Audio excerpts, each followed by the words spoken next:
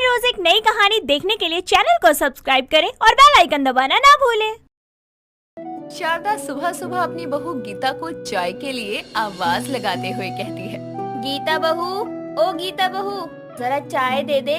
सुबह के 10 बजने को है, लेकिन तूने अभी तक चाय नहीं दी। शारदा की बात सुनकर गीता हाथों में खाली कप लिए आती है और अपनी सास को देते हुए कहती है, लो माँ जी चाय पियो। बहू, तुझे सुबह सुबह मजाक करने की सूझी है क्या? अरे ये कप तो खाली है, चाय कहाँ है इसमें? तो मैं क्या करूँ माँ जी, बताओ। आपको 2 दिन पहले ही बोला था कि चीनी और चाय पत्ती खत्म है, लेकिन आपने कुछ जवाब ही नहीं दिया कि कब लाओगी। तो मैं क्या चाय हवा में बनाऊं? और अब तो दूध भी नहीं है। दूध वाले ने भी कहा है कि पहले दूध का उधार चुका दो, फिर दूध दूंगा। अरे बहू, इतनी सी बात, ला एक कटोरी दे मुझे और एक ग्लास भी दियो। गीता अपनी सास के कहे अनुसार उसको एक कटोरी और ग्लास लाकर देती है, जिसके बाद शारदा उठकर घर से बाहर निकल पड़ती है और अपनी पड़ोसन माया के घर जाती है, जहां माया शारदा को देखकर कहती है, अरे शारदा बहन, तुम, वो भी मेरे घर सुबह सुबह। आओ आओ बैठो। बैठने नहीं आई माया बहन, वो क्या है ना, सुबह सुबह रसोई देखी तो उसमें चीनी और दूध खत्म है। मोहन ने अभी पैसे नहीं भेजे, तो क्या तुम थोड़ी सी चीनी पत्ती और दूध दे दोगी? जब मोहन पैसे देगा तो मैं राशन भरवाने के टाइम तुमको वापस कर दूंगी। अरे शारदा बहन, कोई नहीं, एक पड़ोसी के काम आएगा। आओ मेरे साथ किचन में, मैं तुमको देती हूँ सामान। शारदा माया के घर की किचन में जाती है, जहां वो देखती है कि उसकी पड़ोसन की रसोई सभी सामानों से लबालब भरी है। ये देखकर शारदा मन ही मन कहती है, ये पड़ोसन ने तो अपनी रसोई में हर चीज रखी हुई है, वो भी इतनी सारी कि 1 महीने से भी ऊपर चल जाए। बताओ, अकेली रहती है और इतना सामान रखा है। माया कुछ ही पलों में शारदा को चीनी, पत्ती और दूध देती है, जिसके बाद शारदा घर आकर गीता को सामान देते हुए कहती है, ले बहू, अब जल्दी से चाय बना दे और हाँ, संभल के इस्तेमाल करियो सामान। माँ जी, ये किससे मांग लाई आप? अरे अपनी पड़ोसन है ना, पता है उसकी रसोई में हर चीज है, उसकी रसोई के हर डिब्बे ऊपर तक भरे हैं। अब बातें मत मार, जाकर चाय बना। गीता अपनी सास के लिए चाय बना कर ले आती है और अब ऐसे ही दिन गुजरते हैं। और एक शाम जब गीता खाना बनाने जाती है तो देखती है कि रसोई में दाल खत्म है, और ये देखकर वो शारदा से कहती है, माँ जी, वो रसोई में दाल खत्म है, जरा दुकान से ले आइए। बहू, अब मेरे घुटनों में दर्द है, ऐसा कर तू जाकर पड़ोसन से मांग ला, उसकी रसोई में तो सब कुछ रखा होता है। हाँ, पहले आप मांगती हो, अब मैं मांगने जाऊँ? चलो जाती हूँ, इसी बहाने देख के आऊँ पड़ोसन की रसोई। इतना बोलकर गीता एक कटोरी लेकर निकल जाती है और अपनी पड़ोसन के घर जाकर बोलती है, नमस्ते आंटी, और कैसी हो आप? मैं ठीक हूँ गीता बेटा, तुम बताओ, कोई काम था क्या मुझसे? आंटी, कहते हुए अच्छा नहीं लग रहा, लेकिन क्या आप मुझे 1 कटोरी मसूर की दाल दे सकती हैं? क्या है ना, दुकान दूर है घर से, माँ जी के घुटनों में दर्द है, इसलिए वो जा नहीं पाएंगी। कोई नहीं बहू, आजा, मैं दे देती हूँ। माया और गीता रसोई में जाती हैं, जहां गीता उसकी रसोई देखकर हैरानी से कहती है, वाओ, हमारी पड़ोसन की रसोई कितनी वेल ऑर्गेनाइज्ड है और सभी डब्बे ट्रांसपेरेंट है, कभी कोई दिक्कत भी नहीं होगी कुछ ढूंढने में। मैं भी अपनी रसोई ऐसे ही बनवाऊंगी। आंटी, आपने अपनी रसोई का इंटीरियर कहाँ से बनवाया और ये सामान रखने वाले डब्बे कहाँ से लिए? आपकी रसोई कितनी सुंदर है, ऐसी रसोई में तो मैं पूरा दिन खाना बना लूं। अरे बेटा, मेरा एक जानकार है इंटीरियर डिजाइनर, उनसे डिजाइन करवाया मैंने अपनी रसोई। अगर तुमको भी करवानी हो तो बताना, मैं तुमको उनका नंबर दे दूंगी। जरूर आंटी। हाँ, ये लो तुम्हारी दाल। गीता अपने घर आ जाती है और अपनी रसोई का हाल देखकर कहती है, मुझे भी पड़ोसन की जैसी रसोई चाहिए। मुझे नहीं पता, मुझे तो चाहिए। रात का खाना बनाकर जब गीता अपनी सास के साथ खाना खाने बैठती है तो उससे बड़े प्यार से बोलती है, माँ जी, मुझे आपसे एक बात कहनी है। बोल बहू। माँ जी, मुझे अपनी रसोई का इंटीरियर चेंज करवाना है, हमारी पड़ोसन की जैसी रसोई चाहिए मुझे। प्लीज बनवा दो माँ जी, प्लीज। चाहे तो मुझे 1 साल तक कोई साड़ी मत दिलवाना, पर प्लीज मेरी रसोई वैसी बनवा दो। बहू, तू पागल है? पता है उसकी रसोई में कितना महंगा सामान है। नहीं नहीं, मेरे पास नहीं है इतना पैसा। ठीक है माँ जी, फिर मैं इस रसोई में खाना नहीं बनाऊंगी, अपने आप ही बना लेना। एक तो पूरे दिन मुझे रसोई में रहना पड़ता है। आपको क्या फर्क पड़ता है, पका पकाया जो मिल जाता है। अपने लिए कुछ थोड़ी मांग रही हूँ, रसोई इस घर में रहेगी ना, मेरे खुद के कमरे में थोड़ी। गीता गुस्से में बड़बड़ाती हुई वहाँ से चली जाती है। 2-3 दिन निकल जाते हैं, लेकिन गीता उस रसोई में जाकर खाना तो क्या, चाय तक नहीं बनाती, जिस पर शारदा को अपना बैंक खाली करने के लिए तैयार होना पड़ता है। और एक शाम वो गीता के कमरे में जाकर कहती है, बहू जा पूछा पड़ोसन से कि उसने किससे अपनी रसोई डिजाइन करवाई है, और करवा ले तू भी। सच में माँ जी? वाओ, आप कितनी अच्छी हो, मैं अभी पूछ के आती हूँ। गीता अपनी पड़ोसन माया से उसके इंटीरियर डिजाइनर का नंबर लेकर आती है, जिसके अगले दिन वो डिजाइनर उनके घर आता है और उनकी रसोई को देखकर कहता है, देखिए आपकी रसोई में कम से कम 2 लाख का खर्चा आएगा, लेकिन एकदम फर्स्ट क्लास हो जाएगी। डिजाइनर की बात सुनकर गीता शारदा की तरफ देखती है, जिस पर शारदा गंदा सा मुंह बनाकर कहती है, कोई नहीं, आप काम शुरू कर दो, एक रसोई पर इतना खर्चा करवा रही है। वो डिजाइनर अगले दिन से ही अपनी टीम के साथ काम शुरू करता है और 1 हफ्ते बाद जब गीता की रसोई का काम खत्म होता है तो वो अपनी रसोई को देखकर हैरान हो जाती है। वाओ, ये मेरी ही रसोई है, सब कुछ कितना क्लासी लग रहा है। अब मेरी रसोई पड़ोसन की रसोई जैसी हो गई, लेकिन सामान रखने के डब्बों की कमी है। उसकी कमी भी नहीं रहेगी, क्योंकि हमारी तरफ से आपको 30 डिब्बों का सेट दिया जाएगा, जिसमें बड़े छोटे सभी तरह के डब्बे होंगे, जो आपकी इस रसोई को और सुंदर बनाएंगे। सच में? वो फ्री होंगे क्या? जी हाँ, फ्री होंगे, हम अपने हर कस्टमर को देते हैं। इस बात से तो गीता की खुशी का कोई ठिकाना नहीं रहता। काम खत्म होने के बाद वो डिजाइनर उसको डिब्बों का सेट देकर जाता है, जिसके बाद गीता साफ सफाई करने, अपनी रसोई सजाने में लग जाती है। तभी वहाँ शारदा आकर कहती है, बहू 2 लाख रुपए लगवाए हैं तूने इस रसोई पर, अब जब कहूँ तब चुपचाप चाय नाश्ता बनाकर ला दिया कर मुझे। हाँ हाँ माँ जी, ठीक है, आप चिंता मत करो। अब चल चाय बना दे मुझे। पर माँ जी, घर में दूध खत्म है और मेरे पास पैसे नहीं है। रसोई की शक्ल बदलवानी थी, इसमें भरने के लिए सामान क्या फ्री में आएगा? अब जाकर कमला आंटी से लेकर आए ग्लास दूध, वो भी परसों लेकर गई थी। ठीक है, जाती हूँ।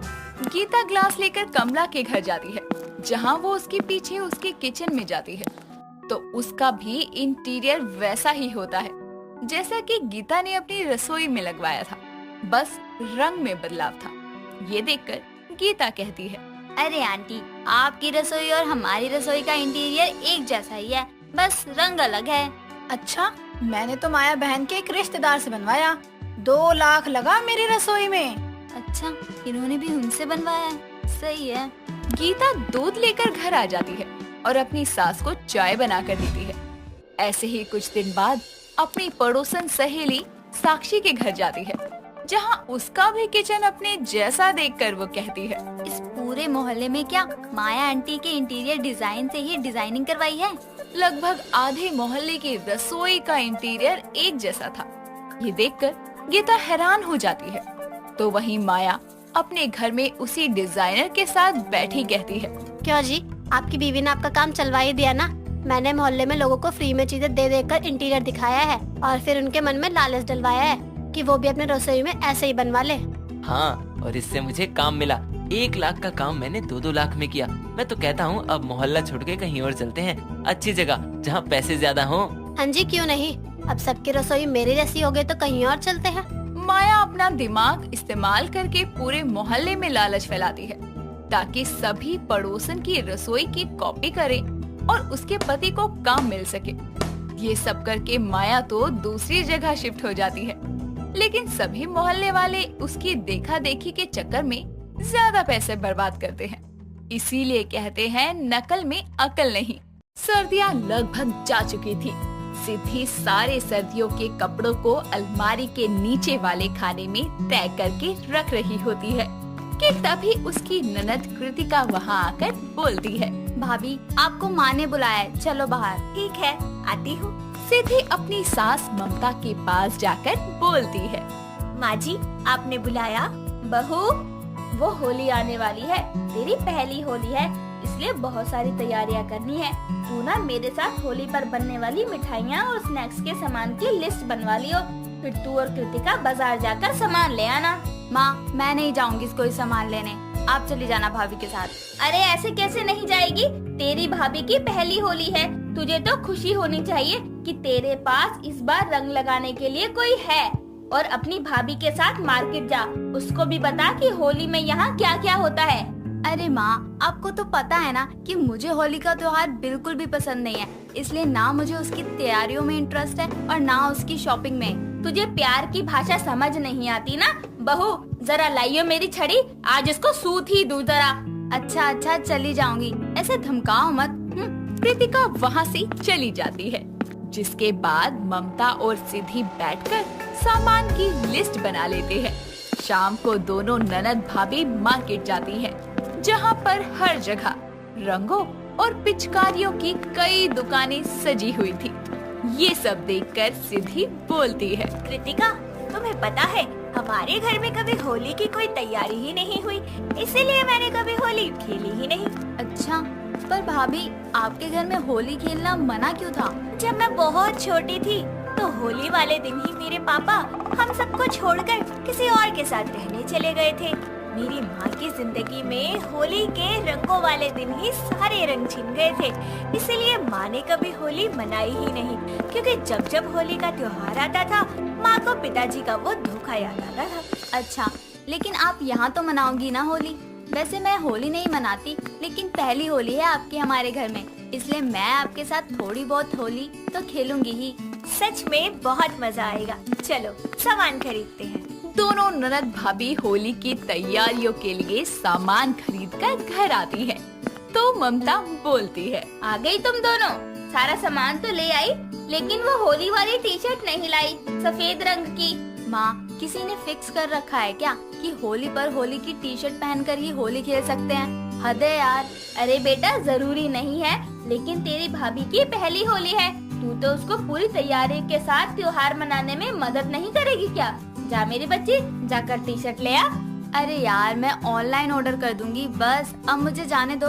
कृतिका तो अपनी माँ से तंग आकर अपने कमरे में चली जाती है। अगली सुबह दोनों सास बहू होली पर बनने वाले पकवान बनाते हैं। ये सब देखकर सिद्धि का पति अमन बोलता है, अरे माँ और सिद्धि, हो गई होली की तैयारियां शुरू? सही है, पर माँ मैं ना अपने दोस्तों के साथ बाहर जाऊंगा होली पार्टी के लिए। चुप रह, कहीं नहीं जाना, बहू की पहली होली है।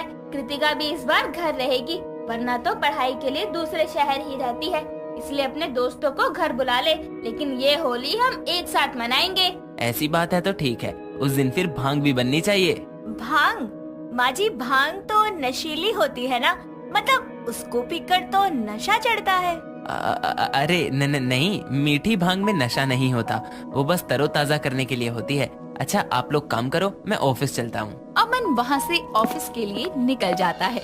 मिठाइयाँ बनाने के बाद ममता और सिद्धि छत पर पापड़ भी बनाती है और अलग अलग तरह की तलने वाली फुलवड़ी भी बनाती है। कुछ देर में कृतिका भी छत पर आती है और अपनी माँ और भाभी को काम करता देखकर बोलती है, क्या माँ, आजकल कौन बनाता है ये सब कुछ बना बनाया मिलता है, ला कर तल लो, बेकार में इतनी मेहनत क्यों करते हो?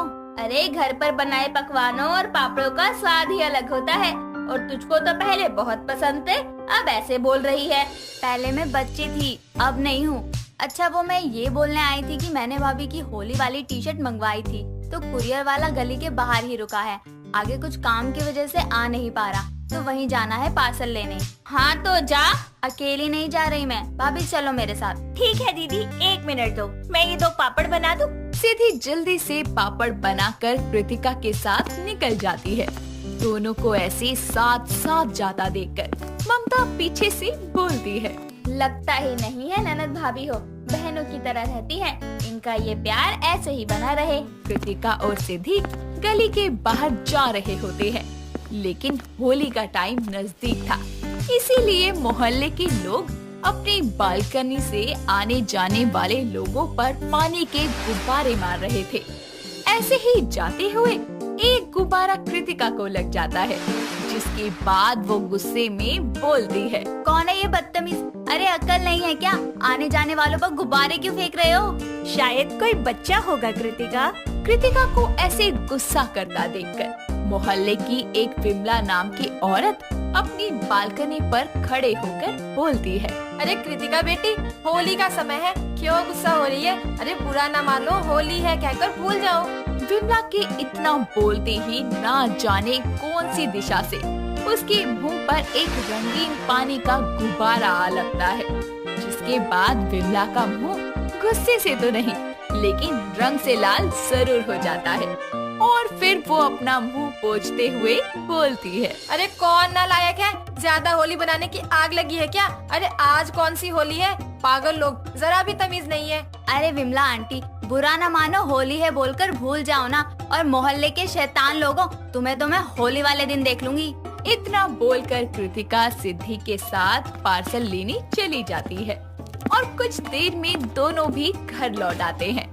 अपने ऊपर गुब्बारा लगने का बदला कृतिका को लेना था, इसीलिए वो अपनी भाभी से बोलती है, भाभी, अब तक तो मुझे होली नहीं मनानी थी, लेकिन आज के उस गुब्बारे वाले हमले के बाद मुझे होली मनानी है। चलो मेरे साथ। लेकिन कहाँ कृतिका? अरे भाभी, बाहर दुकान से रंग, पिचकारी और गुब्बारे लेने चलो, आज असली होली की तैयारी होगी। कृतिका और सिद्धि मार्केट जाकर वहाँ से रंग और पिचकारियाँ लाते हैं, साथ में बहुत सारे गुब्बारे के पैकेट्स भी खरीदते हैं। कुछ दिन बाद छोटी होली आती है। रात को सिद्धि होलिका दहन देखकर अमन और ममता के साथ घर लौटती है, तो कृतिका अपनी भाभी से बोलती है, भाभी, अब आप फ्री हो ना? क्यों, मेरी बीबी फ्री क्यों होगी? वो बहुत महंगी है। भैया, बहुत गंदा जोक था, बिल्कुल हंसी नहीं आई। भाभी बताओ ना। हाँ कृतिका, मैं फ्री हूँ, खाना बना हुआ है, बस सबका खाना खाना बाकी है। ठीक है, तो खाना खाकर मुझे आपकी मदद चाहिए। कैसी मदद?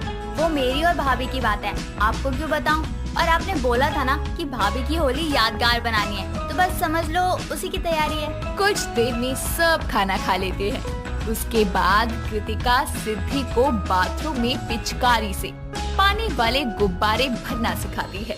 ये देखकर सिद्धि बोलती है, कृतिका, तुम गुब्बारे पहले क्यों भर रही हो?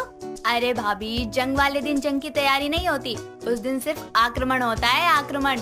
कोई हम पर हमला करने वाला है क्या? हाँ, वो भी चारों तरफ से। कल होली है और आस पड़ोस के सभी लोग गुब्बारे मारेंगे। अगर उस समय हमने गुब्बारे भरे तो हम हार जाएंगे, इसलिए पहले ही तैयारी कर लेते हैं। ओ, ये बात है, चलो फिर तो सारे पैकेट खत्म कर देंगे। दोनों गुब्बारे भरने लगती है। उन दोनों को चुपके से ममता और अमन देख रहे होते हैं, जिसके बाद ममता बोलती है, कल तक ये लड़की कहती थी मुझे होली नहीं मनानी, और आज देखो ऐसे तैयारी कर रही है मानो होली खेलने नहीं जंग लड़ने जानी हो। कोई नहीं माँ, इसी बहाने सिद्धि की भी पहली होली अपनी ननद के साथ यादगार हो जाएगी। अगले साल तो वैसे भी कृतिका की शादी हो जानी है। हाँ ये तो है, चल लगे रहने दे इन दोनों ननद भाभी को। सिद्धि और कृतिका देर रात तक पानी वाले गुब्बारे भरती है और अगली सुबह जैसे ही सिद्धि अपने कमरे में अपनी आँख खोलती है तो सामने कृतिका हाथों में रंग लेकर अपनी भाभी के गालों पर लगाकर बोलती है, हैप्पी होली भाभी, इस रंगों के त्योहार की आपको बहुत बहुत शुभकामनाएं। भगवान आपकी जिंदगी में भी खुशियों के रंग भर दें। शुक्रिया कृतिका, और तुमको भी होली की बहुत बहुत शुभकामनाएं। लाओ मुझे भी रंग दो, मैं भी तुम्हें रंग लगाऊंगी। पहले आप नहा धोकर भगवान को टीका लगाकर होली की शुभ शुरुआत करो।